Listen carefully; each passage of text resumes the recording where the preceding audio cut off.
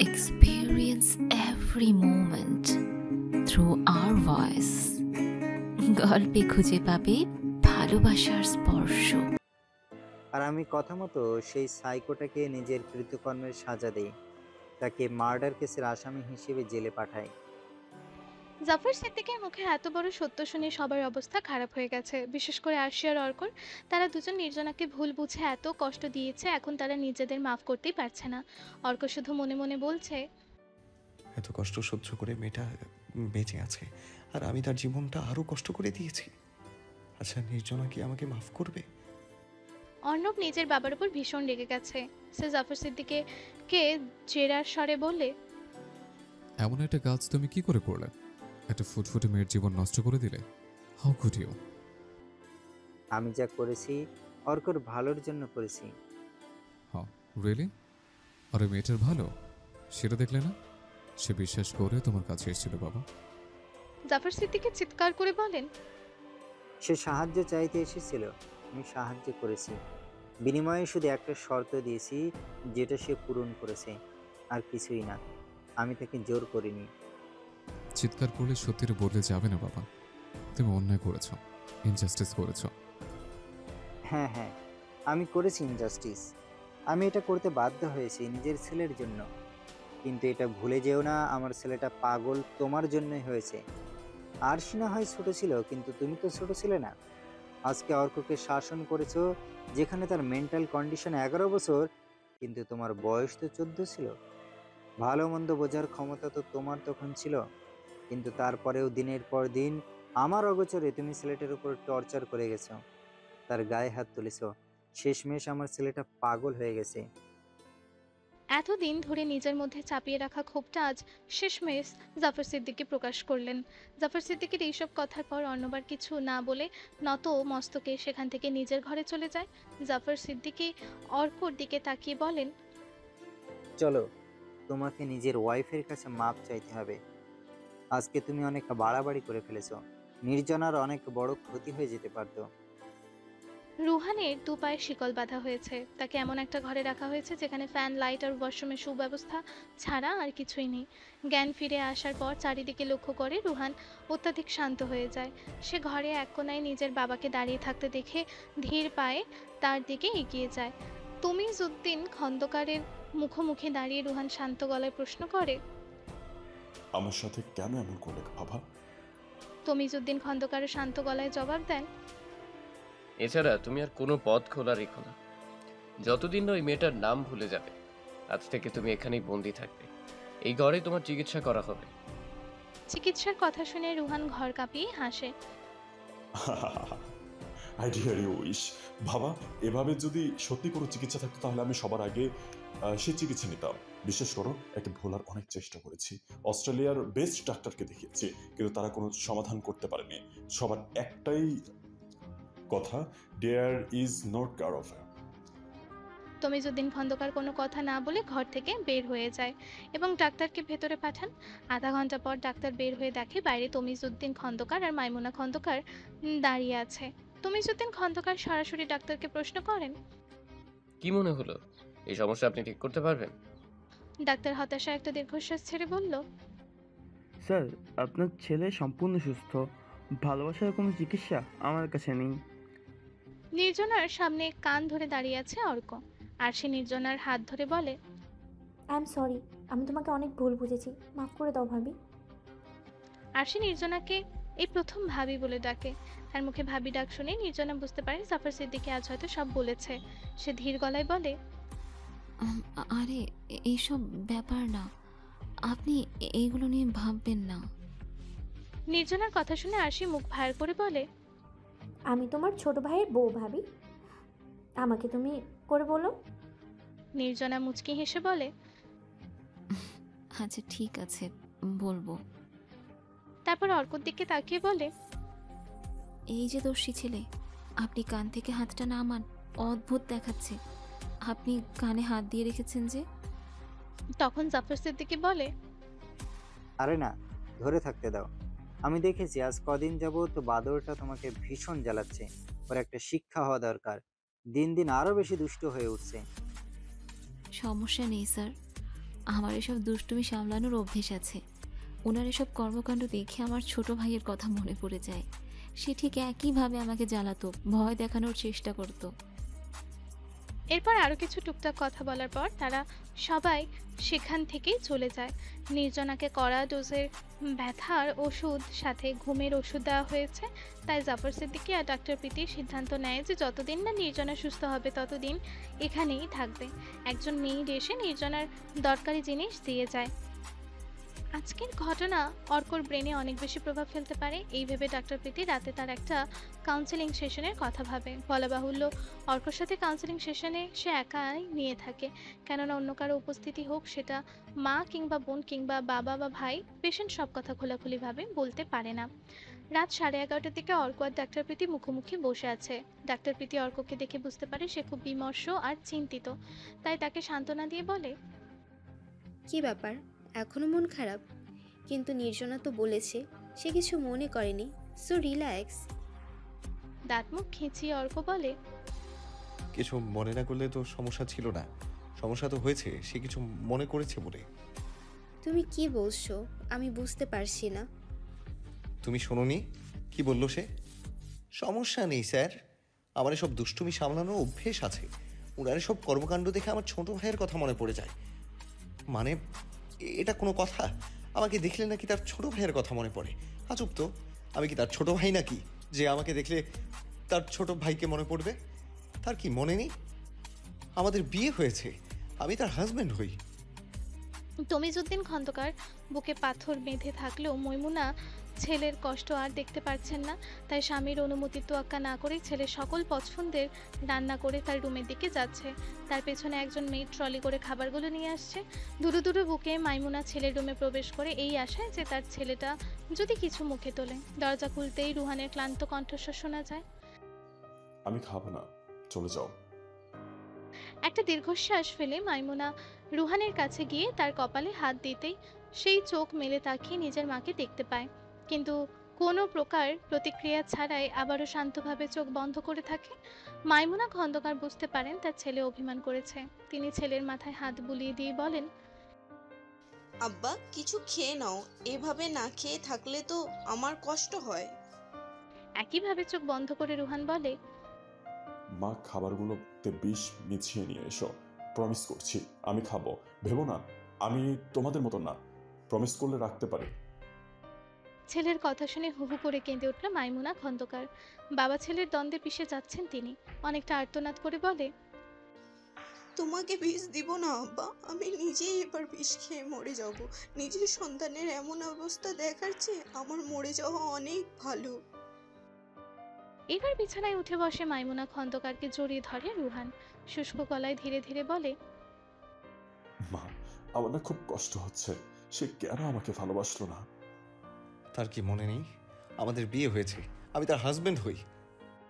অর্কর এই কথায় ডাক্তার প্রীতির মাথায় বিদ্যুৎ খেলে গেলেও সে নির্বিকার রয়, কারণ এই মুহূর্তে তার যে কোনো ভুল প্রতিক্রিয়া অর্ককে নিজের মনের ভাব প্রকাশের অন্তরায় হবে।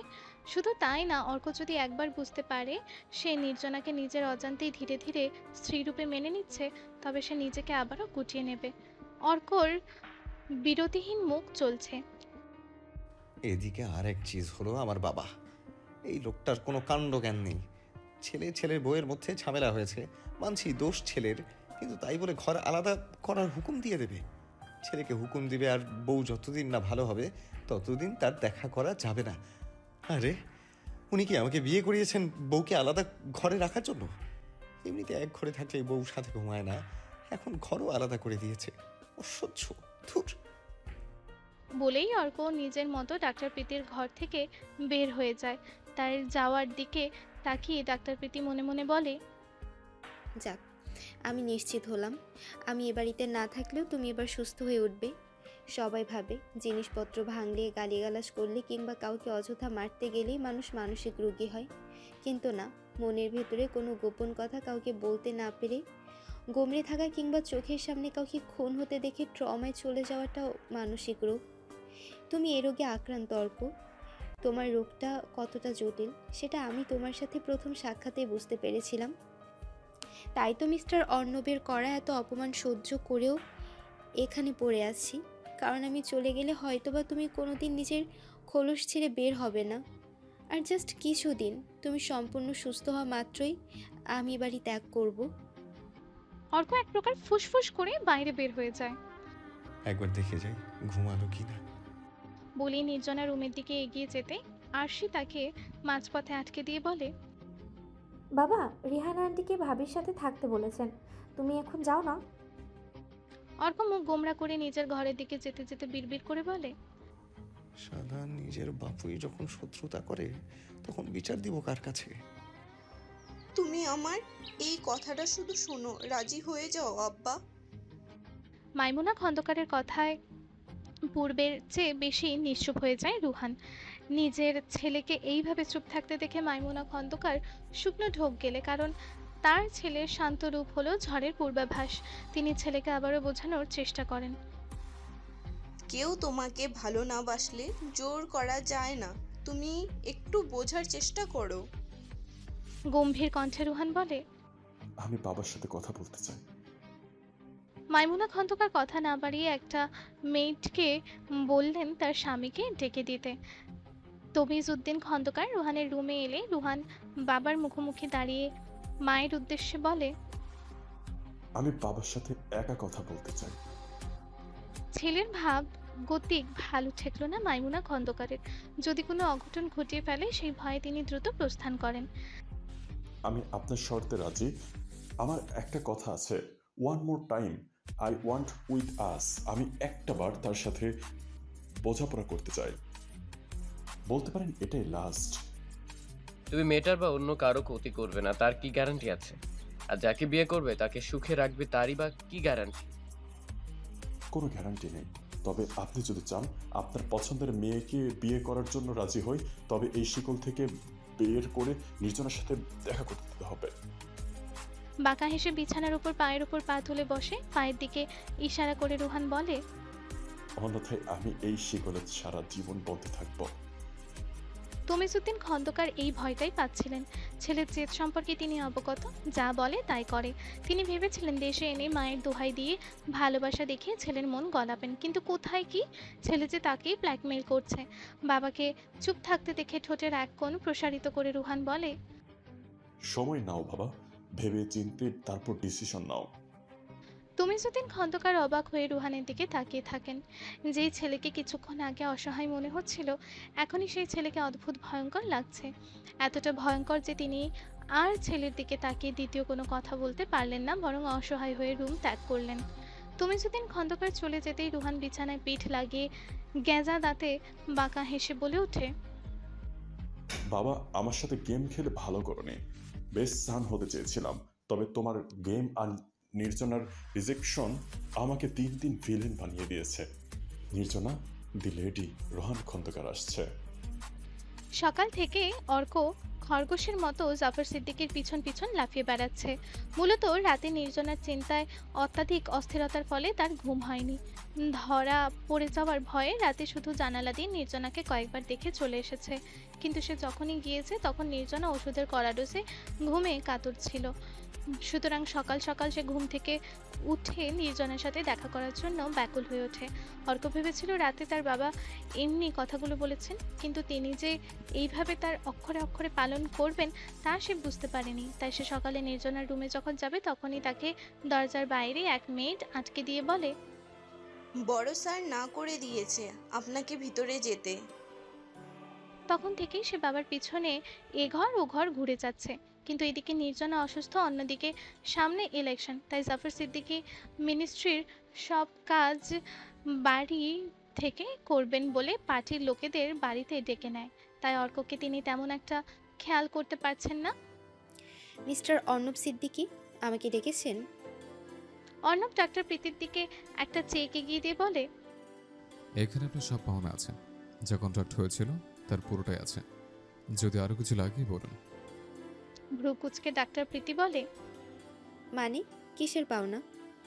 নির্লিপ্ত গলায় অর্ণব বলে, অর্কের চিকিৎসার জন্য যে টাকা কন্ট্রাক্ট হয়েছিল সেটা। অর্ক এখনো সুস্থ হয়নি মিস্টার অর্ণব। সেটা নিয়ে আপনার মাথা ঘামাতে হবে না, আমি বুঝে নেব। আপনার এখানে আর কোনো প্রয়োজন নেই। ডাক্তার প্রীতির এই সময় মাথা গরম করে চিল্লাপাল্লা করতে খুব ইচ্ছা করলেও সে তা না করে অর্ণবের দিকে তাকিয়ে কৃত্রিম হাসি দিয়ে বলে, কন্ট্যাক্ট পেপারে স্পষ্ট লেখা আছে, আমি যখন মনে করব অর্কের চিকিৎসা শেষ, ঠিক তখন আমি এ বাড়ি ছেড়ে চলে যাব। কেউ আমাকে আমার পেশেন্টের চিকিৎসা করা থেকে আটকাতে পারবে না। যদি তার চেষ্টা করে তবে তার যথাযোগ্য কারণ দেখাতে হবে। তো মিস্টার অর্ণব, আপনার কাছে কি কারণ আছে? গতকালকের ঘটনা যথেষ্ট নয়? গতকালের ঘটনাটা জাস্ট একটা অ্যাক্সিডেন্ট ছিল, আপনি নিজেও জানেন। এটা কোনো স্ট্রং রিজন না আমাকে এ বাড়ি থেকে বের করার জন্য। এটাই পারফেক্ট রিজন। আপনি আজই বের হয়ে যাবেন। বলেই চোখ বড় করে দাঁত কটমট করে ধমকে ওঠে অর্ণব। ডাক্তার প্রীতি 5 ফুট 1 ইঞ্চির ছিপছিপে করণে চশমা পরা একটি অতি সাধারণ দেখতে মেয়ে, কিন্তু তারপরও 5 ফুট 11 উচ্চতার বডি বিল্ডারের মতো দেখতে অর্ণবের ধমকে সে বিন্দুমাত্র বিচলিত হলো না, বরং সে কৃত্রিম হাসিটা আরো প্রশস্ত করে বলে, আপনি কেন? আপনার বাবা চাইলেও আমাকে এ বাড়ি থেকে বের করতে পারবে না। তাই আপাতত নিজের চেক সামলে রাখুন, ভাববেন না। আমি যাওয়ার আগে অবশ্যই নিয়ে যাব। আফটার অল ইটস মাই মানি। এরপর সে সেখান থেকে চলে যায়। ডাক্তার প্রীতি বের হয়ে যেতেই রুমে থাকা কাঁচের ফ্লাওয়ার ভাসটা ছুঁড়ে ফেলে অর্ণব বলে, আমাকে চোখ রাঙিয়ে কথা বলে, আমাকে কন্ট্রাক্ট শেখায়। How dare she! নিজের বাড়ির নিরাপত্তা ব্যবস্থার ওপর আজ আস্থা সম্পূর্ণভাবে হারিয়ে ফেলল অর্ক। বাবার কাছে পাত্তা না পেয়ে বাড়ির সাথে লাগানো আম গাছ পেয়ে 3 তলায় নির্জনার ঘরের ব্যালকনিতে প্রবেশ করে। ঘটনাটা অতি সহজে কারো নজরে পড়া ছাড়াই ঘটিয়ে ফেলে, সেই জন্যই ভাবনায় পড়ে যায়। আমি যদি এত সহজে এখানে চলে আসতে পারি, তাহলে তো অন্য যে কেউ এখানে চলে আসতে পারবে না। আমার বউ এখানে অনিরাপদ, তাকে যত তাড়াতাড়ি সম্ভব নিজের ঘরে ফেরত নিয়ে যেতে হবে। এরপর সে ধীর পায়ে ঘরের দিকে এগিয়ে যেতেই রেহানা আর নির্জনার কথোপকথন শুনতে পায়। রেহানার সাথে এই কয়দিনে নির্জনার সম্পর্কটা অনেক সহজ হয়ে গেছে। আহা বৌমা, মন খারাপ করো না, আমি বলছি তো অর্ক স্যার বড় স্যার আসতে না করেছে, তাই সে আসেনি। নির্জনা মন খারাপ করে বলে, না আন্টি, আমার কেন জানি মনে হয় দোষী ছেলে আমাকে পছন্দই করে না। নাহলে ওনার যা বুদ্ধি, কোনো না কোনো উপায় এতক্ষণে চলেই আসতো। নির্জনার এই কথাতে অর্ক ঠোঁটের কোণে হাসি ফুটিয়ে মনে মনে বলে, তার মানে আমার বউ এই কয়দিনে আমাকে চিনে গেছে। এদিকে রেহানা নির্জনাকে বোঝানোর চেষ্টা করে ব্যর্থ হয়ে বলে, না গো মেয়ে, তোমাকে বোঝানোর ক্ষমতা আমার নেই। আমি যাই, তোমার খাবারটা নিয়ে আসি। আমি খাবো না। রাত্রেও ভালো করে খাওনি, এত রক্ত ঝরছে। এখন যদি না খাও তবে পিটিয়ে খাওয়াবো। বলেই রেহানা বের হয়ে যায়। এদিকে নির্জনা মন খারাপ করে বলে, আমার দম বন্ধ লাগছে। এরপর সে একটু খোলা হাওয়ার জন্য ব্যালকনির দিকে এগিয়ে যায়। দরজার কাছে যেতেই তার মাথাটা হালকা চক্কর দেয়। অনেক চেষ্টা করেও নিজেকে সামলাতে না পেরে সে মাথা ঘুরিয়ে পড়ে যেতে ধরে, কিন্তু কেউ তাকে 2 হাতে জড়িয়ে ধরে নেয়। নির্জনা আবারও পড়ে গিয়ে ব্যথা পাবে এই ভয়ে চোখ বন্ধ করে নেয়, কিন্তু নিজের কোমরে পুরুষালী শক্ত হাতের স্পর্শে চোখ খোলে। দেখে অর্ক তার চোখের দিকে গভীর দৃষ্টি নিয়ে তাকিয়ে আছে, এমন দৃষ্টি যার কোনো অতল নির্জন শত চেষ্টা করেও খুঁজে পাচ্ছে না। তমিজউদ্দিন খন্দকার জাফর সিদ্দিকীকে ফোন করেছেন। তিনি কোনো প্রকার ভনিতা ছাড়াই বলেন, জাফর সাহেব, আমার ছেলে আপনার পুত্রবধূর সাথে একবার দেখা করতে চায়। ইম্পসিবল। আমি সেটা জানি, কিন্তু আমার ছেলে খুব তাড়াতাড়ি আপনার ছেলের বউয়ের সাথে দেখা করবে, তাই তাকে সাবধানে রাখবেন। সবচেয়ে ভালো হয় তার জন্য একটা বডিগার্ড রেখে দিন। আমি আমার ছেলেকে আর আটকাতে পারছি না। কিন্তু আপনি কথা দিয়েছিলেন খন্দকার সাহেব। আমার মনে আছে বলেই আমিও আপনাকে সাবধান করতে ফোন দিচ্ছি। কিন্তু এমনটা তো আপনার সাথে কথা ছিল না। কথা তো অনেক কিছুই ছিল না, এই যেমন মেয়েটার আপনার বাড়ির বউ হওয়ার কথা ছিল না, কিন্তু হয়েছে তো। দুটো ঘটনা এক নয় খন্দকার সাহেব। আমি আপনাকে বুঝিয়ে বলছি কেন আমি অর্কর সাথে নির্জনার বিয়ে দিয়েছি। প্রয়োজন নেই, আর আপনার সাথে এসব নিয়ে আলোচনা করার জন্য আমি ফোনও করিনি। আপনি বলেছিলেন পুলিশ কেস তুলে নিয়ে মেয়েটাকে দূরে কোথাও পাঠিয়ে দিবেন, বিনিময়ে আপনার পার্টিকে আমি ইলেকশনে ফান্ড দেব। ফান্ড তো আপনি পেয়েছেন, কিন্তু মেয়েটা দূরে কোথাও সরে যায়নি, বরং এতটা কাছে আছে যে আমার ছেলে যে কোনো মুহূর্তে তাকে কিডন্যাপ করতে পারে। তাই আপনাকে ফোন দেওয়া।